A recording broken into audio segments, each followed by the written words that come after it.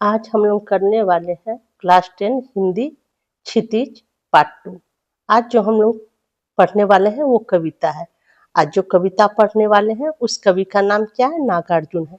नागार्जुन जो है सो दो कविता के बारे में अपना वो दो कविता इसमें लिखते हैं। एक कविता का नाम है दंतुरित मुस्कान और दूसरा कविता जो है फसल। तो कविता को पढ़ने से पहले हम लोग थोड़ा सा कवि परिचय समझ लेते हैं, जिससे कि आपको नागार्जुन के बारे में जानने या समझने को मिल जाएगा। तो चलिए शुरू करते हैं कवि परिचय पढ़ना। नागार्जुन का जन्म बिहार के दरभंगा जिले के सतलखा गांव में सन 1911 में हुआ था। उनका जन्म जो है सो बिहार के दरभंगा जिले के उनके गांव का क्या नाम था? सतलखा। जन्म किस ईस्वी में हुआ था? 1911 मतलब 1911 में। उनका मूल नाम वैद्यनाथ मिश्र था, मतलब उनका जो नाम था सो वैद्यनाथ मिश्र था और नागार्जुन उनका उपनाम था। आरंभिक शिक्षा संस्कृत पाठशाला में हुई, फिर अध्ययन के लिए वे बनारस और कोलकाता गए। 1936 में वे श्रीलंका गए और वहीं बौद्ध धर्म में दीक्षित हुए। 2 साल प्रवास के बाद 1938 में स्वदेश लौट आए। घुमक्कड़ी और अक्खर स्वभाव के धनी नागार्जुन ने अनेक बार संपूर्ण भारत की यात्रा की। घुमक्कड़ी मतलब ज्यादा घूमने फिरने वाले थे। अक्खर स्वभाव किसी के वो सुनते नहीं थे, उनके मन में जो आता था वही काम करते थे, तो उनका स्वभाव जो था सो कहा जाता है अक्खर था। और वे अनेक बार जो है सो नागार्जुन पूरे भारत की भी यात्रा कर चुके थे। सन 1998 में उनका देहांत हो गया। किस ईस्वी में उनका देहांत हुआ? 1998 में। नागार्जुन की प्रमुख काव्य कृतियां है युगधारा, सतरंगे, पंखों वाली, हजार हजार बाहों वाली, तुमने कहा था, पुरानी जुतियों का कोरस, आखिर ऐसा क्या कह दिया मैंने, मैं मिलिट्री का बूढ़ा घोड़ा। नागार्जुन ने कविता के साथ साथ उपन्यास और अन्य गद्य विधाओं में भी लेखन किया है। उनका संपूर्ण कृतित्व नागार्जुन रचनावली के 7 खंडों में प्रकाशित है। साहित्यिक योगदान के लिए उन्हें अनेक पुरस्कारों से सम्मानित किया गया, जिनमें प्रमुख है हिंदी अकादमी, दिल्ली का शिखर सम्मान, उत्तर प्रदेश का भारतीय पुरस्कार एवं बिहार का राजेंद्र प्रसाद पुरस्कार। उन्हें बहुत सारा पुरस्कारों से सम्मानित किया गया था, जिसमें ये सब पुरस्कारों का नाम दिया गया है। मैथिली भाषा में कविता के लिए उन्हें साहित्यिक अकादमी पुरस्कार भी प्रदान किया गया। राजनीतिक सक्रियता के कारण उन्हें अनेक बार जेल भी जाना पड़ा। हिंदी और मैथिली में समान रूप से लेखन करने वाले नागार्जुन ने बांग्ला और संस्कृत में भी कविताएं लिखी। मातृभाषा मैथिली में वे यात्री नाम से प्रतिष्ठित है।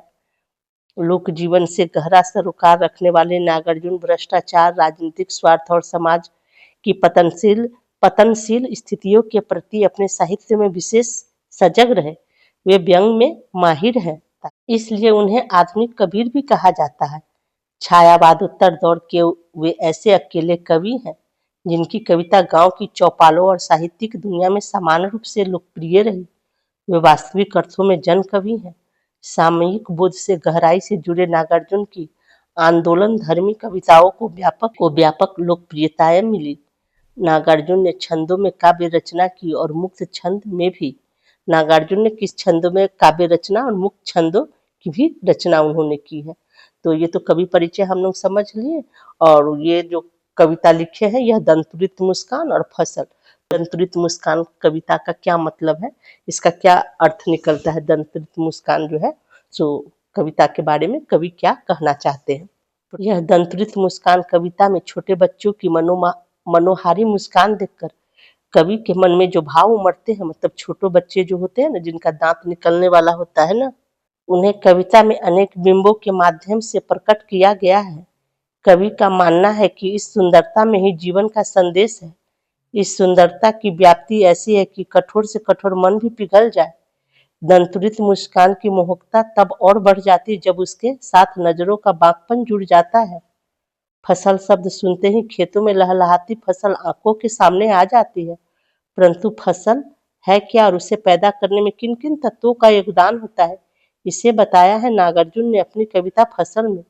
कविता यह भी रेखांकित करती है कि प्रकृति और मनुष्य के सहयोग से ही सृजन संभव है। बोलचाल की भाषा, गति और लय कविता को प्रभावशाली बनाती है। कहना न होगा कि यह कविता हमें उपभोक्ता संस्कृति के दौर में कृषि संस्कृति के निकट ले आती है। अब हम लोग शुरू करेंगे कविता को पढ़ना। कवि तो हम लोग आज करने वाले हैं यह दंतुरित मुस्कान। ये देख रहे हैं छोटा सा बच्चा है, इस बच्चे की मुस्कान देखकर कवि क्या क्या कहते हैं और कैसी इसकी तुलना करते हैं, सो इसमें कवि बता रहे हैं। तो कविता पढ़ने से पहले थोड़ा हम लोग शब्द अर्थ समझ लेते हैं, जिससे कि कविता को समझने में आसानी होगी। दंतुरित मतलब क्या, नए नए दांतों वाली, जो बच्चे होते हैं जिनका दांत तुरंत निकल रहा होता है। तो 8 से 9 मंथ का जब बेबी होता है ना, तब उनका ना थोड़ा थोड़ा दांत निकलना शुरू हो जाता है। तो दंतुरित का क्या मतलब होता है, नए दांतों वाली निकलते हुए जो बच्चा होता है उनके बारे में। मृतक मतलब मरा हुआ, निर्जीव जिसको बोलते हैं। धूली धूसर मतलब, धूली धूसर गात मतलब, धूली धूसर गात का मतलब क्या होता है, धूल मिट्टी से सने हुए अंग। गात मतलब शरीर होता है। जलजात मतलब कमल का फूल होता है। परस स्पर्श को बोलते हैं या छुअन को। प्राण जीवन को बोलते हैं।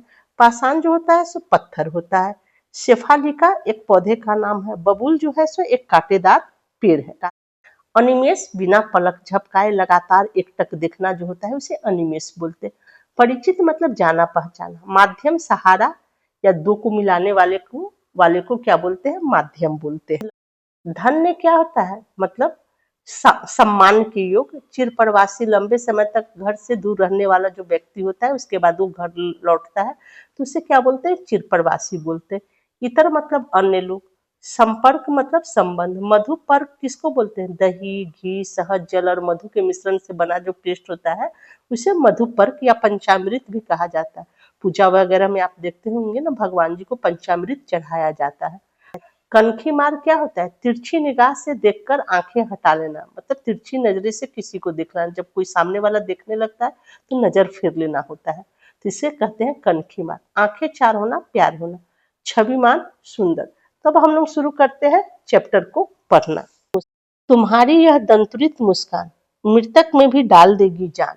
मतलब अब कवि क्या कहते हैं, इस छोटे से बच्चे को देख रहे हैं, जो बच्चा का अवस्था क्या 8 से 9 मंथ का ये बच्चा होगा, और इसकी मुस्कान की तारीफ करते हैं और इसकी मुस्कान का वर्णन करते हुए कहते हैं, ये छोटा बच्चा जो है इसका ना, जब वो मुस्कुराता है ना तो उसके मुंह के अंदर से थोड़ा सा दांत दिखाई देता है, तो उसका मुस्कान इतना सुंदर है ना कि कवि उस पर मुग्ध हो जाते हैं और कहते हैं कि तुम्हारा यह जो दंतुरित मुस्कान है, नया नया दांत निकलने वाला जो मुस्कान है, तो ऐसा मुस्कान है जैसे लगता है कि निर्जीव चीज में भी वो जान डाल दे। अगर कोई उदास निराश बैठा भी हो तो मुस्कान देख के वो प्रसन्नता से खिल जाए, मतलब तुम्हारा ऐसा मुस्कान है, उस बच्चे को बोलते हैं। धूली धूसर तुम्हारे ये गात, मतलब कहते तुम्हारा जो ये शरीर है, धूल मिट्टी से लपटा हुआ ये जो शरीर है, ऐसा मालूम पड़ता है। छोड़कर तालाब मेरी झोपड़ी में खिल रहे जलजात। तब तालाब जो है, कमल कहाँ खिलता है, कमल जो खिलता है सो तालाब में खिलता है ना, लेकिन तुम्हारा यह धूल मिट्टी से लगा हुआ शरीर ऐसा मालूम पड़ता है कि अब जो कमल जो है सो तालाब में न खिल के मेरे घर या मेरे झोपड़ी में खिलने लगा है।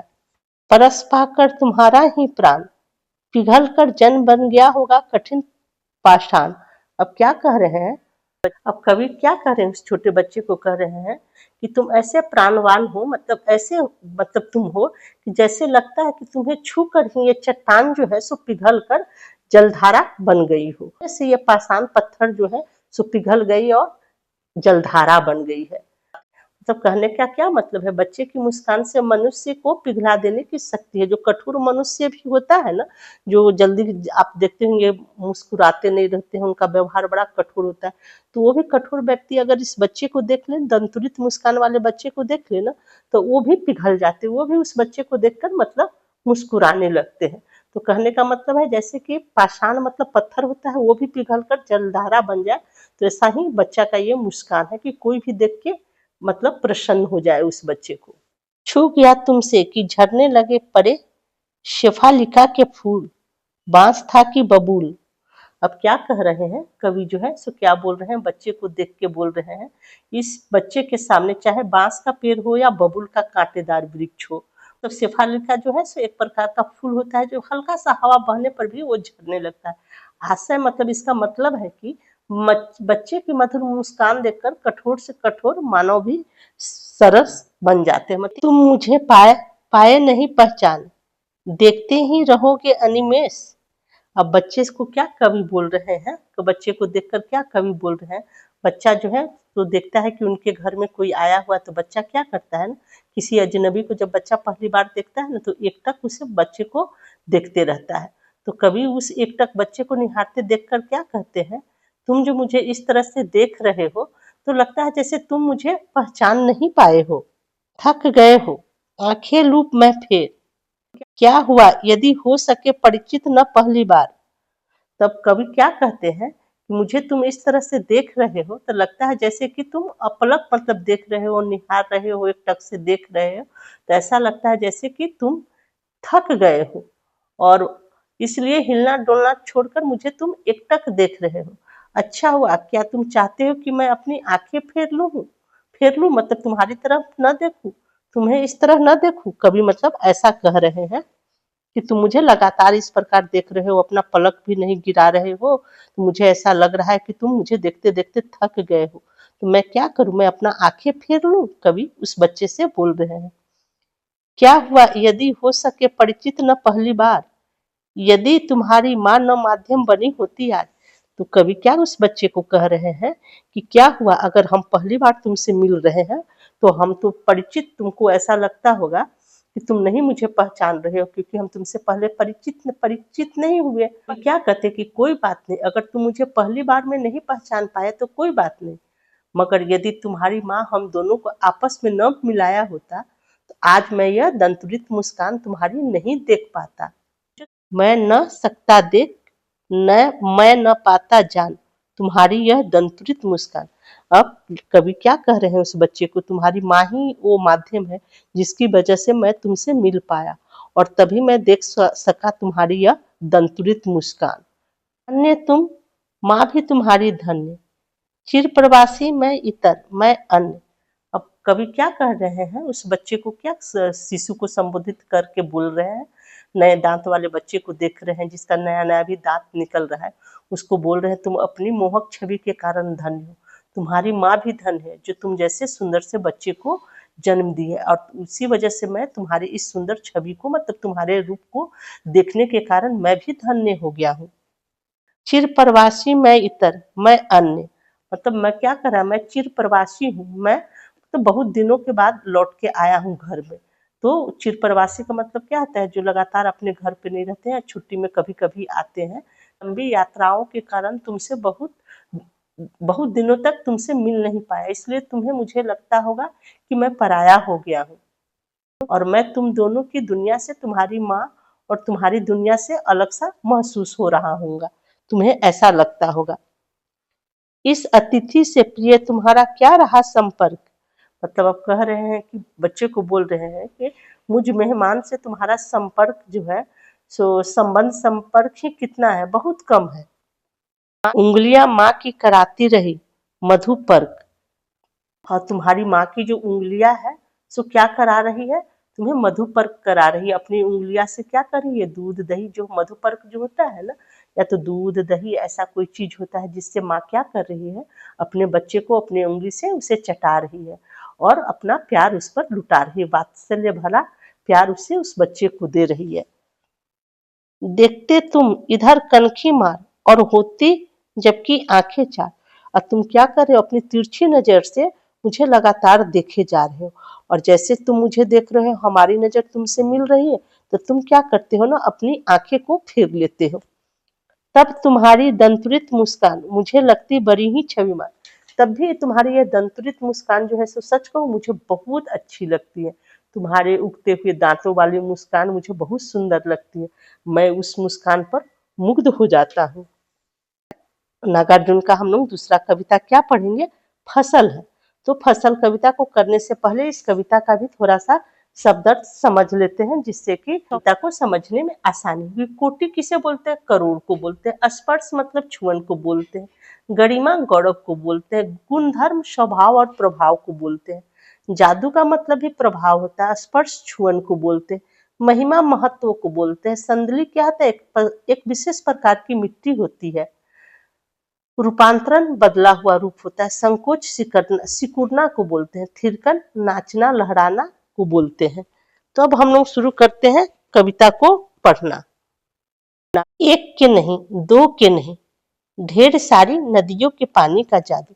अब नागार्जुन जो है सो फसल के बारे में क्या बता रहे हैं, वो फसलों की महिमा पर प्रकाश डालते हुए क्या कह रहे हैं। ये जो खेत है, फसलें जो है जैसे फल फूल रही है, इसमें जो है सो एक नहीं दो नहीं अनेक नदियों का पानी समाया हुआ है। न जाने किस किस पानी से सींचकर ये फसलें तैयार हुई हैं। के नहीं दो के नहीं लाख लाख कोटि हाथों के स्पर्श की गरिमा।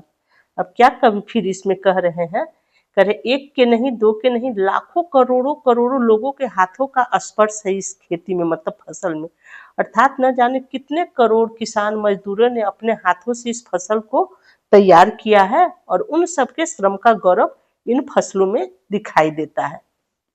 एक की नहीं दो की नहीं हजार हजार खेतों की मिट्टी का गुणधर्म। अब फिर इसमें कवि क्या कहते हैं, न जाने कितने ही खेतों की मिट्टी का गुण और स्वभाव इन फसलों में आ गया है। आशा है कि ये फसलें पूरे देशवासियों की मेहनत का ही फल है। और फसल क्या है, और तो कुछ नहीं, वह नदियों का पानी का जादू है वो। अब कवि क्या कह रहे हैं, फसल के बारे में क्या बोल रहे हैं कवि, ये फसल क्या है। कहते हैं कि खेतों में उगी हुई ये फसलें आखिर है क्या, तो वह वो स्वयं उत्तर देते हैं और क्या कहते हैं कि फसलें और कुछ नहीं बल्कि पानी के अमृत भरे प्रभाव से सींचकर पुष्ट हुई है, मतलब अच्छी फसल उगी है, मतलब उस फसल में जो है सो भर भर के दाने हुए हैं। तो नदी का जो पानी जो है ना सो फसल के लिए अमृत के समान है, जिसकी वजह से खेत जो है सो क्या है ना फसल जो है सो हिष्ट पुष्ट हुए हैं। इनमें नदियों का जादुई प्रभाव है, नदियों का पानी का इसका जादुई प्रभाव है, जिसके कारण खेत जो है सो फसलें जो है सो क्या है पुष्ट हुई है। हाथों के स्पर्श की महिमा है। अब क्या करें, इसमें किसान के मेहनत भी छुपी है, तो किसान भी मेहनत की है, उसकी भी महिमा है इस फसल में। भूरी काली संदली मिट्टी का गुण धर्म है। अब क्या कह रहे हैं कि इसमें कवि जो कह रहे हैं, ये कहीं कहीं पर आप देखते हैं, ये हर राज्य में अलग अलग तरह का मिट्टी होता है ना, हर जगह की मिट्टी अलग होती है, कहीं की मिट्टी भूरी होती है, कहीं की काली होती है, कहीं की संदली मिट्टी होती है। तो इस सब मिट्टी के ही गुण धर्म के कारण जो है फसल सो अच्छी हुई है, अच्छी होती है। तो फसल जो है सो मिट्टी के गुण धर्म के ही कारण अच्छी उपजी है, मतलब इसमें अपनी अपनी मिट्टी का गुण स्वभाव स्वाद और प्रभाव छुपा हुआ है इस फसले में। रूपांतर है सूरज की किरणों का, सिमटा हुआ संकोच है हवा की थिरकन का। अब क्या कह रहे हैं इस फसले में, क्या कह रहे हैं, सूरज की किरणों का बदला हुआ रूप है। फसल को आप देखते होंगे ना, सूरज का फसल को उगने के लिए सूरज का तो किरण चाहिए, तभी तो वो प्रकाश संश्लेषण की क्रिया करती है, इसी वजह से तो फसल में हरियाली होती है ना। तो सूरज का किरण भी चाहिए फसल के लिए, मतलब कहने का क्या मतलब है, सूरज की किरण जो है ना इन्हें उष्मा देकर एक तरह का रूपाकार प्रदान करती है, मतलब सुंदर फसल को बनाती है। हवाओं की थिरकन सिमटकर इन फसलों में समा गई है, और फसल को भी क्या चाहिए ना, सूरज का प्रकाश चाहिए, पानी चाहिए, मिट्टी चाहिए, हवा चाहिए। तो कहने का मतलब है, एक तो सूरज का प्रकाश मिल ही गया, और हवाओं की थिरकन सिमटकर इन फसलों में हवा जो है सो क्या फसल को जब देखती है ना तो वो एकदम तो थिरकने लगती है और फसलों में जाके समा जाती है, अंदर प्रवेश कर जाती है। तो कहने का क्या मतलब है, इन्हें बड़ा करने में हवा का भी पूरा योगदान है। तो फसल को बड़ा करने में किसका किसका योगदान होता है, तो मतलब पानी तो चाहिए होता है, नदी का पानी चाहिए होता है, किसान का मेहनत भी इसमें चाहिए होता है, हवा भी चाहिए, और सूरज की उष्मा भी चाहिए, और मिट्टी का गुण धर्म भी अपना होना चाहिए, तभी हम लोग कोई फसल अच्छी तरह से उगा सकते हैं। तो इस प्रकार ये कविता यहीं पर समाप्त होता है, और नेक्स्ट वीडियो में हम लोग इस चैप्टर का प्रश्न और उत्तर करेंगे।